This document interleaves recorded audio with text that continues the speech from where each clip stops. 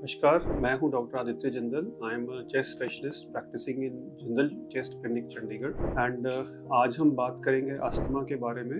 Asthma क्या होता है, कैसे इसको डायग्नोस किया जाता है, क्या इसके सिम्टम्स होते हैं और क्या कैसे इसका इलाज होता है। Now asthma is a allergic disease जो कॉमनली बच्चों में शुरू होता है, but it can occur at any time in life, so which is called late onset asthma. But the typical childhood onset asthma एक यंग एज में बच्चों में शुरू हो जाता है और वो जैसे जैसे बच्चों की एज होती रहती है वो ठीक होता रहता है। टिपिकली इसमें it is occurs because of a combination of different factors. इसमें एक जेनेटिक प्रीडिस्पोजिशन होती है, इन्वायरमेंटल फैक्टर्स होते हैं और उन दोनों के मिक्सचर के बेसिस पे ही अस्थमा डेवलप होता है। ज़रूरी नहीं है कि किसी के अगर फैमिली में किसी पेरेंट को या ग्रैंड पेरेंट्स को अस्थमा है तो बच्चे को भी अस्थमा होगा, और सिमिलरली कोई फैमिली हिस्ट्री ना हो तब भी अस्थमा डेवलप हो सकता है। पर ये ज़रूर है कि अगर फैमिली में एक अस्थमा की हिस्ट्री चल रही है तो चांसेस ज़्यादा होते हैं कि बच्चे में अस्थमा डेवलप हो सकता है। बट ये भी डिपेंड करता है कि बच्चा किस तरह की इन्वायरमेंट में एक्सपोज्ड रहता है during growing up years and even during pregnancy when the child is in the जब बच्चा माँ की पेट में होता है उस समय भी जो डिफरेंट डिफरेंट इन्वायरमेंटल फैक्टर्स हैं they also sort of lead to a predisposition for developing asthma. So जो कॉमन चीज़ें हैं जो एक हम सॉर्ट ऑफ अवॉइड कर सकते हैं ताकि अस्थमा ना डेवलप हो, सबसे इम्पॉर्टेंट ये है कि जो माँ है या the mother during pregnancy should totally avoid any kind of smoking or exposure to passive smoking also, कि कोई फैमिली में और स्मोकिंग कर रहे हैं तो ऐसे ना हो कि जो जो मदर है उसको एक्सपोजर रेगुलर बेसिस पे मिलता रहे। एंड सेकेंडली आजकल की सोसाइटी में with modern trends lots of females are taking up smoking also, तो वो एक ऐसी चीज़ है जो बिल्कुल अवॉइड करनी है कि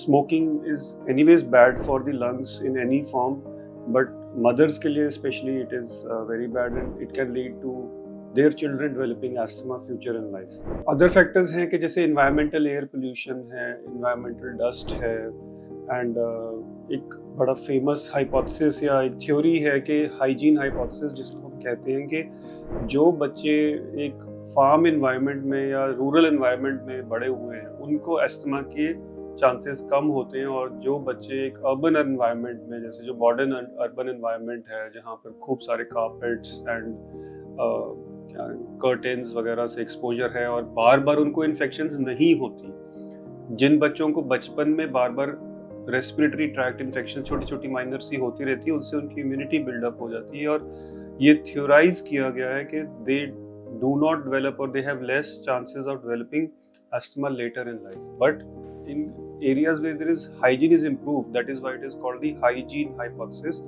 वहाँ पर बच्चों के चांसेस बढ़ जाते हैं अस्थमा होने के लिए। वैसे भी ओवरऑल अगर हम हिस्ट्री को देखें तो in the last 100 years or so the incidence of asthma has increased a lot.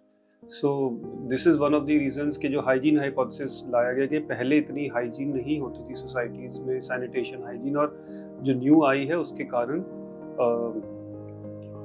Asthma का इंसिडेंस इंक्रीज हो रहा है। ऑफ कोर्स हम सिर्फ इसको ब्लेम नहीं कर सकते, there are lots and lots of other factors and lot of research and new developments are needed इससे पहले कि हम बोल सकें कि अस्थमा क्यों होता है। तो जैसे बच्चे को अस्थमा होता है over period of time, after few years lot of children, बहुत सारे बच्चों में वो अपने आप ही ठीक हो जाता है। अडल्ट्स में जो लेट ऑनसेट अस्थमा होता है, मतलब जो बचपन में नहीं था बट अडल्टहुड में डेवलप हुआ है, वो वाला अस्थमा जल्दी जल्दी ठीक नहीं होता है and needs to be controlled properly. ना अस्थमा में एक बड़ी एक मुश्किल बात ये है या एक परेशानी ये है कि हिंदी में कोई भी जो लंग डिजीज है उसको दमा बोल दिया जाता है।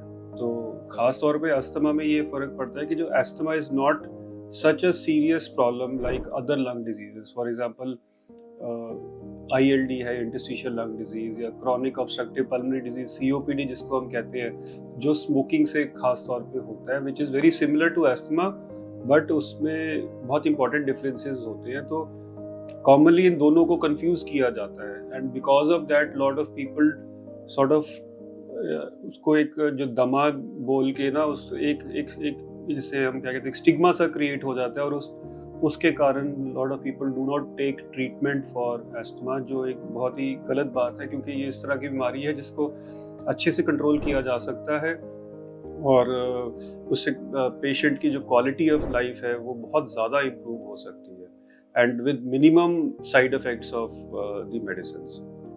अस्थमा के सिम्टम्स क्या होते हैं? बच्चों में ज़्यादातर सिम्टम्स होते हैं सूखी खांसी and of course breathing difficulties, but it is important to note that children commonly present with dry cough even before they start developing breathlessness. एक और जो एक मेजर सिम्टम है वो है वीजिंग, या जो सीटियाँ सी छाती में सीटियों की आवाज़ आनी, एंड ये बहुत कॉमन है। अडल्ट्स में भी सिमिलर सिम्टम्स होते हैं। अडल्ट्स में it more often presents as breathlessness and wheezing, and coughing थोड़ी सी रिलेटिवली कम होती है as compared to children. And adults में also complain of feeling of chest tightness, कि जी घुटन हो रही है, चेस्ट कंजेशन हो रही है। तो all these symptoms are quite typical of asthma. Asthma में आमतौर पे कोई फीवर या बलगम नहीं प्रोड्यूस होती। Minor amounts of sputum can be produce, but ऐसे कोई सिग्निफिकेंट, जैसे हम कहते हैं कि बहुत भर भर के बलगम आ रही है, एक्सपेक्टोरेशन जिसको हम मेडिकली बोला जाता है, वो नहीं होता। और यूजली अस्थमा में सिम्टम्स कम हैं।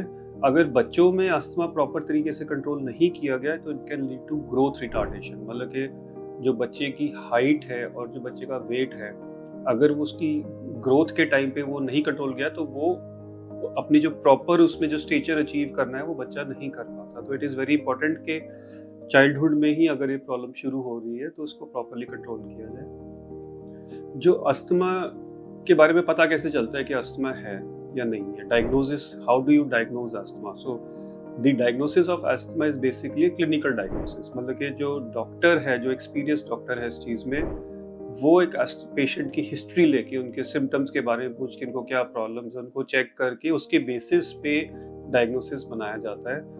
जो कुछ टेस्ट्स होते हैं जो हमेशा कंपल्सरी नहीं होते, but they can be used in difficult cases और to support the clinical diagnosis. जैसे इसमें टेस्ट एक्सरे होता है, एंड एक स्पायरोमेट्री टेस्ट होता है, या पल्मोनरी फंक्शन टेस्ट होते हैं, जिससे हम लंग्स की कैपेसिटी चेक कर सकते हैं, एयर फ्लोस चेक कर सकते हैं। उनके बेसिस पे they help us in making a diagnosis. But the main thing in this is the clinical sense of the doctor, क्योंकि वो ही एक सॉर्ट ऑफ इम्पॉर्टेंट चीज़ है कि जिसके बेसिस पे अस्थमा का डायग्नोसिस बनता है। अस्थमा की treatment is very clear and very easy, इसकी बड़ी अच्छी अच्छी गाइडलाइंस बनी हुई हैं। बट मेन चीज़ समझने की बात है कि अस्थमा की ट्रीटमेंट इनहेलर से होती है। इनहेलर सिर्फ एक फॉर्म ऑफ थेरेपी है। जो सेम मेडिसिन इनहेलर्स में डलती है, उनकी किसी ज़माने में, मतलब आज से 30-40 साल पहले, या इवन बिफोर दैट, टैबलेट्स भी आती थी, ठीक है। बट जो टैबलेट्स का जो असर आता है बॉडी के ऊपर, वो बहुत ही हाई डोज देना पड़ता है, तब जाके उन टैबलेट्स का बॉडी पे असर आता है। तो उस हाई डोज में काफ़ी साइड इफ़ेक्ट्स होते थे पेशेंट्स को। तो धीरे धीरे ये साइड इफ़ेक्ट्स को कम करने के लिए इनहेल्ड फॉर्म ऑफ थेरेपी, मतलब कि जो गैस के फॉर्म में थेरेपी होती है, वो बनाई गई। और वो इनहेलर में गैस लिक्विड भरा जाता है, जैसे कि एलपीजी सिलेंडर में जो हम नॉर्मल कुकिंग गैस के लिए यूज़ करते हैं, वो उसमें लिक्विड भरा होता है। जैसे ही वो बाहर निकलती है सिलेंडर से, जो लिक्विड होता है उसकी गैस बन जाती है। सिमिलरली जो इनहेलर होता है, उसके अंदर सॉर्ट ऑफ लिक्विड फॉर्म में मेडिसिन होती है। जैसे ही उसको प्रेस करते हैं, उसको डीप्रेशराइज होकर बाहर आती है, it becomes a gas, and that gas is inhaled through the mouth into the lungs, और उससे इमीडिएट इफेक्ट आता है। इन इनहेलर्स इसके और फॉर्म्स भी होते हैं, जैसे पाउडर्ड फॉर्म में भी आते हैं, इवन नेबुलाइजेशन फॉर्म में भी आते हैं, जो हम कई पेरेंट्स जो स्पेशली बच्चों को ट्रीट करते हैं, वो काफ़ी कॉमनली यूज़ करते हैं नेबुलाइजर्स को अस्थमा के ट्रीटमेंट में। ऑल दीज जो ये टाइप्स ऑफ मेडिसिन हैं, they help in reducing the side effects of these medicine. So अगर हम इनहेल्ड फॉर्म में ट्रीटमेंट दें या हम गोली के फॉर्म में ट्रीटमेंट दें, तो inhaled form is always better, because उससे पेशेंट को साइड इफेक्ट बहुत ही मिनिमम होते हैं। एक ये कॉमन टेंडेंसी है लोगों में, या एक सॉर्ट ऑफ भ्रम है कि अस्थमा के इनहेलर एक बार शुरू हो गया है उसकी आदत पड़ जाती है ना। बात ये है कि किसी चीज़ की आदत नहीं पड़ती। अब किसी भी समय अगर बंद करना चाहें इनहेलर तो बंद कर सकते हैं। ओनली थिंग इज दैट कि जो बीमारी है, जो underlying disease should be well controlled before stopping treatment. अब जैसे डायबिटीज़ या हाइपरटेंशन की ट्रीटमेंट होती है, उनकी भी क्योंकि ये बीमारियां जड़ से नहीं जाती तो इनकी लाइफ लॉन्ग ट्रीटमेंट चलती है। अस्थमा में it has relapsing and remitting course, कि कुछ देर के लिए प्रॉब्लम बढ़ी हुई होती है, फिर अपने आप ही ठीक हो जाती है। तो जितने दिनों के लिए बड़ी होती है उससे कुछ ज़्यादा देर के लिए हम इनहेलर्स देते हैं और कोई सपोर्टिव ट्रीटमेंट देनी हो देते हैं और उसके बाद उसको बंद कर देते हैं। Maybe after few months और maybe even after few years the disease can flare up again, तो उसके लिए फिर से ट्रीटमेंट की ज़रूरत होती है। जो ये इनहेलर्स का भ्रम है कि इनकी आदत लग जाती है, ये इसलिए आया है बिकॉज जो सीओपीडी बीमारी है जो हमने पहले मेंशन करी थी, which occurs due to smoking, is very similar to asthma, but उसमें लंग्स खराब हो जाते हैं बिकॉज ऑफ स्मोकिंग, और उनमें भी इनहेलर से ही ट्रीटमेंट करी जाती है।